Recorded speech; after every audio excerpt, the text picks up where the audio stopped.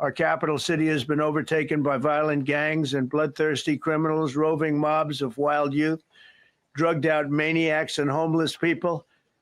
And we're not going to let it happen anymore. We're not going to take it. Just like we did on our southern border. Nobody comes to our southern border anymore. 3 months in a row, we had zero. I don't know if that's right, but rescue our nation's capital from crime, bloodshed, bedlam, and squalor, and worse. This is Liberation Day in D.C., and we're going to take our capital back. We're taking it back. Under the authorities vested in me as the President of the United States, I'm officially invoking Section 740 of the District of Columbia Home Rule Act. You know what that is? And placing the D.C. Metropolitan Police Department under direct federal control, and you'll be meeting the people that will be directly involved with that. Very good people, but they're tough, and they know what's happening, and they've done it before. In addition, I'm deploying the National Guard to help reestablish law, order, and public safety in Washington, D.C., and they're going to be allowed to do their job properly. And you people are victims of it, too. You know, you're reporters, and I understand a lot of you tend to be on the liberal side, but you don't want to get mugged and raped and shot and killed. And you all know people and friends of yours that happened. And so you can be anything you want, but you want to have safety in the streets. You want to be able to leave your apartment or your house where you live and feel safe and go into a store to buy a newspaper or buy something. And you don't have that now. The murder rate in Washington today is higher than that of Bogota, Colombia, Mexico City, some of the places that you hear about as being the worst places on earth, much higher. This is much higher. The number of car thefts has doubled over the past 5 years, and the number of carjackings has more than tripled. Murders in 2023 reached the highest rate probably ever. They say 25 years.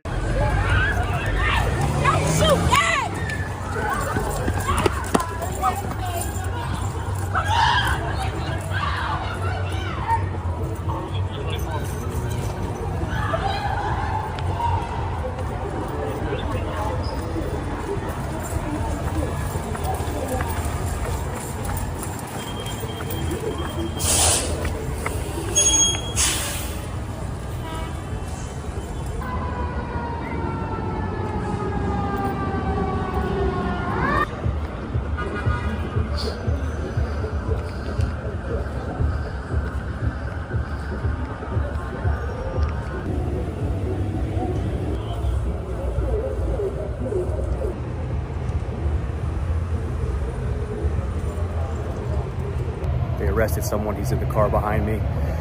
Very quick response here by transit, metro, and some federal assets.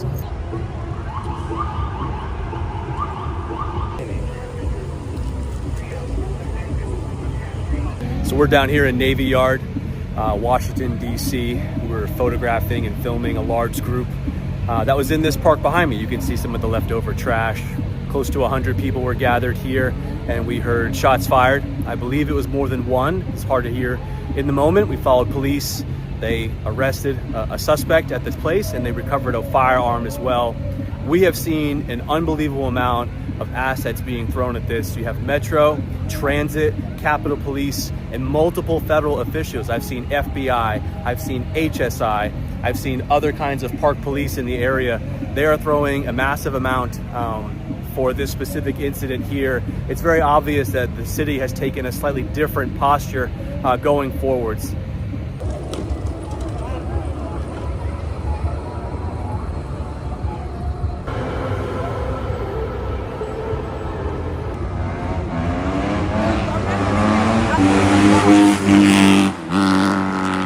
Video from an employee shows the aftermath. Items scattered everywhere. Police say multiple items were stolen and an employee suffered a minor injury. My logo right now, we're in the back of the cop car. Nigga, man, this shit finna throw me off. This shit hurt. Bro, this shit just finna throw me off, bro. I'm my logo right now. We're in the back of the cop car. Nigga, man, this shit finna throw me off. This shit hurt. Me and the man locked up right now. So, nah, yeah, though.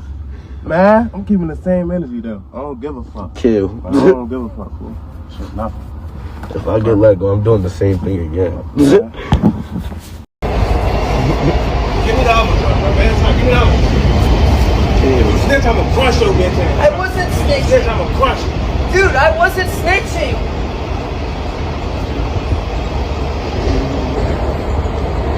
Dude, get him. Dude, I wasn't snitching. I was just talking about something else. Dude, I wasn't gonna snitch. I'm sorry. I wasn't snitching. Stop talking, bro. Sit down, bro. I'll take your phone.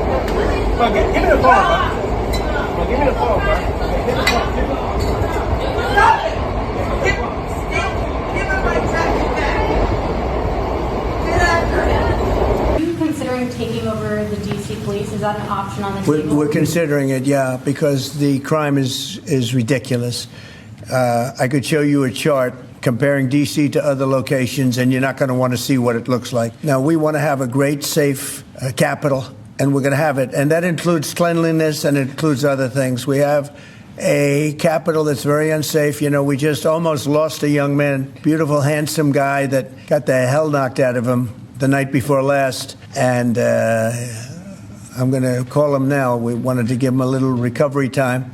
We just put a call into him. They're calling back in a little while, but he went through a bad situation, put it mildly, and there's too much of it. We're going to do something about it. So whether you call it federalized or what, and that also includes the graffiti that you see, the papers all over the place, the roads that are in bad shape, the medians that are falling down, the median in between roads that's falling down. We're going to beautify the city. We're going to make it beautiful. And what a shame.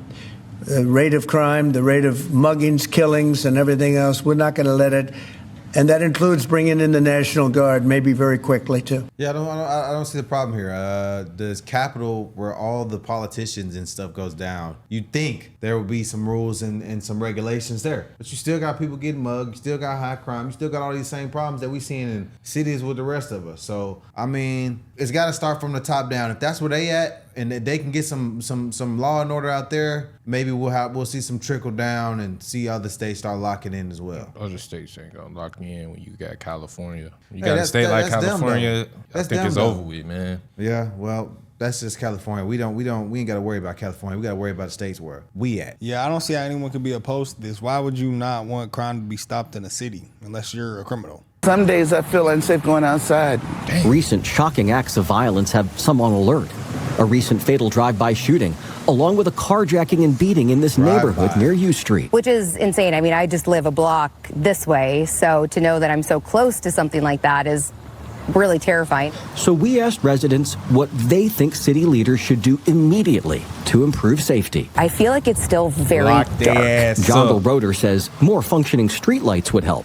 More streetlights, brighter streetlights. Which sounds like so easy and simple, but I don't think we have enough of those. For Cameron Talley, hearing about violence steps from her home. Oh my word. Right here. Brings back memories from a year ago. We got caught in the middle of a drive-by shooting. So that was horrible. Talley says the city should consider installing blue light emergency phones, seen often on college campuses. Oh, I see a blue light. I can get to it and call for help.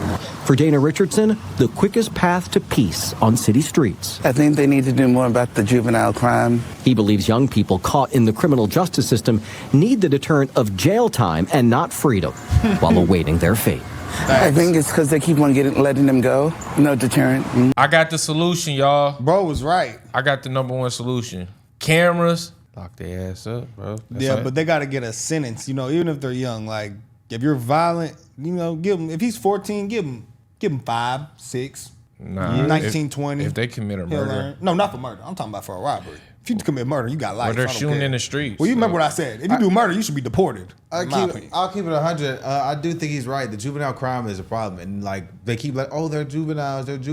When I was in school and I knew if I was going to get in trouble and I wasn't going to get punished for what I got in trouble for, I'm going to do it. Who's going to stop me? No one's. There's nothing being and done. They know. There's nothing being done. There's no consequences to my actions. I'm gonna get a slap on the wrist. Oh no, you can't do that. Okay. No, you know what really be happening? It be older people that tell these younger people that they're not gonna get in trouble, and then because they make them do it. They do. So they don't get charged really for it. That's literally what be happening in the majority of the cases. Listen, it's gang. I think there has to be some deterrent for these kids. I think if putting them in jail is what the residents feel, then that's what it is, bro. Because it's destroying these cities. Our cities are not safe. There's too much danger. There's too much crime, and people should be able to feel safe where they pay to live. We just have to be tougher on crimes. Like, see, it worked for El Salvador. Yeah, it changed immediately. I'm just going to tell you right now, the plight of American hero Big Balls has set off a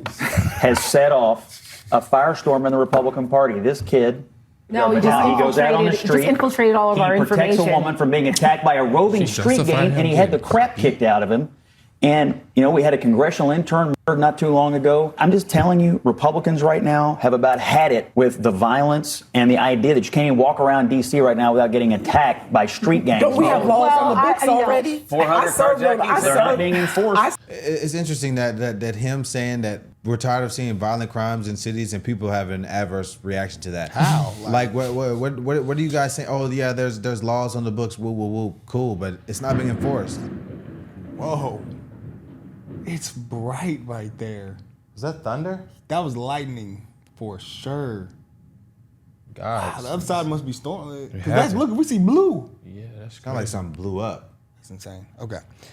Nah, but yeah, I just don't see how any person can want crime. It's almost like if you are against being hard on crime, then to me, you're kind of for crime. But you gotta look at these people logic. The lady, soon as Scott said that, the lady said, well, he's stealing our information. So he's justified. She's justified him being beat up. It's interesting that people keep saying they're stealing our information just because we know who sees our information now, they're stealing it. But before, we have no idea who's stealing it or who sees the information. And people seem to be okay with the fact that we don't know who sees our information because they're hired by that entity or the people who oversee that information. But at the end of the day, we still don't know who sees that information. So now that we got this kid who can see the same information that people we did know see, it's a problem. Like, I don't see that. No, and literally, I forgot who said it. I think it was Elon or somebody when all the Doge stuff was happening and everyone was talking about it. That same exact database that they're complaining about, Joe Biden gave college students access to also. No one complained then at all. It's not, Todd said it a long time ago. It's not the what, it's the who. You know what Trump need? He need a black speaker. So he can say all the radical things. Without getting, need to get Byron up there, let him Wesley up there, let him raw him out. Charleston, hire Charleston White, man. An unusual group of bank robbers is behind bars in Houston. They're being called the Little Rascals. That's because they're just 11, 12, and 16 years old. 5 people ranging in age from 12 to 16 are under arrest for a one-night crime spree with 6 different victims. This started Friday night in the U of M area when a man was robbed at gunpoint. Police say the kids then stole a car near East High School, robbed a man in his driveway on Bayless, and then headed to Midtown. You're looking at a group of teenagers caught on camera terrorizing this neighborhood. And they don't even live over here. Whitney Frazier says they're anywhere from 10 to 14 years old, going around breaking into cars, threatening and robbing people. I gotta keep it 100, man. If someone was to pull a gun on one of these kids and shoot and kill them, I wouldn't protest. No, if you point a gun at someone, if you old enough to point a gun at someone, you old enough to get hit with one. I'm keeping it 100. You stealing, you coming to my house, you on my property, you threatening me, you old enough to. This is no guidance. This is what happens. We have no guidance right here. When you don't have any fear of when you go home. People, I saw a comment the other day on one of our videos talking about people really, like kids these days, will go kill and then go sleep under their mom's roof. The same, and their mama will have no idea. You know what should happen? It's sad to say this. They might need to start charging the parents. They might need to start charging the parents. That'll change. That will change it. Oh, your child did murder? Okay, well, he's gone forever, but you getting 10 too. Yeah, you need like a negligent parent charge or something. Because you failed. Yeah. You failed. And it's different if they're 18. 10? 12? That is that is your responsibility. Yeah. Somebody's supposed to be watching. Somebody has to. Something got to happen. We got to stop caring about feelings and start caring about safety. Yeah. These kids are violent and dangerous. Yeah, the parents might have to. Somebody's gonna say that's crazy to say, but yeah, the parents might need to actually. What's crazier, that or letting them just run around and kill and harass murder. America. Yeah. This is bad, y'all. This is why we need guidance. We need guidance, and we need to go ahead and we got to be tougher on crime. Even people on the left have even said that. You know what's more crazy? Like, to sit down and think that your parents could go to jail for your kids not going to school, but your child commit murder. You're good. That is a crazy. That doesn't add up. That don't add up at I ain't all. lie. We should do that. If your child under the age of let's say 16 commits a murder or an armed robbery, you're going to jail too. So you better get hold of that child, or you're going up the road too, buddy. I don't think that's. Or they're gonna say it's racist because one kid gonna do it. Mama and him gonna go up the road, then little bro gonna be thugging too. But right now, the chances we're at, he was gonna be thugging anyways. So I don't know what to do besides pray for America and pray for the black community. Even Stephen A. Smith was like, if he was the president, he would lock people up. You have he to. Said he don't care about roughing them up. He said we're not gonna kill them, but we're gonna rough them up. You know, there's nothing wrong with that. Gotcha. That's why when we reacted to the dude getting pulled over by the police and he was acting all zesty and had an attitude and they beat him up, I said good. Because you didn't die, you got roughed up, you learned a lesson. And that was my own son. That's why I would hope happened to him.